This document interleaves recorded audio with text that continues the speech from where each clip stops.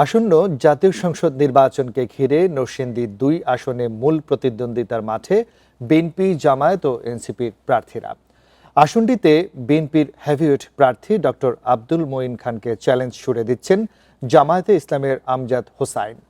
ভোটের ভাগ বসাতে এনসিপির প্রার্থীসহ আছেন আরও ৩ জন। শিল্পাঞ্চল খ্যাত পলাশ ও সদর উপজেলার দুটি ইউনিয়ন নিয়ে নরসিংদী ২ আসন।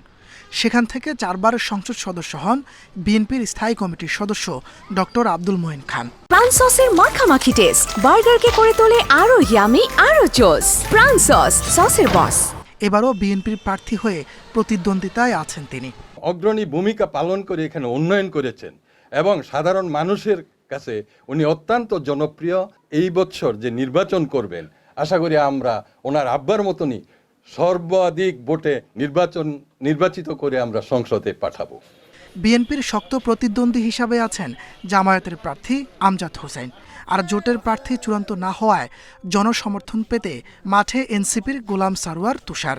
এখানে যে বিপুল পরিমাণ ইন্ডাস্ট্রি আছে, সেটাতে কিভাবে চাকরি প্রদানের ক্ষেত্রে আমাদের এলাকার ছেলেপেলেদের তাদেরকে প্রায়োরিটি কিভাবে দেওয়া হয়, এর বাদে আমাদের অবকাঠামোগত বেশ অনুন্নয়ন রয়েছে, আমরা এই উন্নয়ন করতে চাই। আশা করি প্রশাসন যদি নিরপেক্ষ থাকে, তার জায়গা থেকে তাদের দায়িত্বটা পালন করে, তাহলে একটা ইনক্লুসিভ নির্বাচন, একটি সুন্দর নির্বাচন, ফেয়ার নির্বাচন হবে।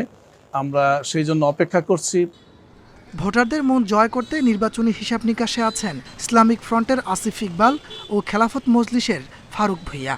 সুষ্ঠু শান্তিপূর্ণ ভোটের পরিবেশ নিশ্চিতের দাবিসহ প্রার্থীদের নিয়ে চুলচেরা বিশ্লেষণ করছেন ভোটাররা। আমরা এমন একজন ব্যক্তি চাই, যে ব্যক্তি এদেশের খেটে খাওয়া মানুষের, সাধারণ মানুষের প্রতি নজর রাখবেন, যারা মানুষকে সেবার যেই বিষয়টা মনে রাখবে, লালন করবে। অর্থাৎ আমরা শাসক নয়, আমরা আমাদের সেবক চাই। নির্বাচনের শিল্পাঞ্চল ও যোগাযোগ ব্যবস্থার উন্নয়ন, কর্মসংস্থান সৃষ্টি বড় ফ্যাক্টর বলছেন স্থানীয়রা।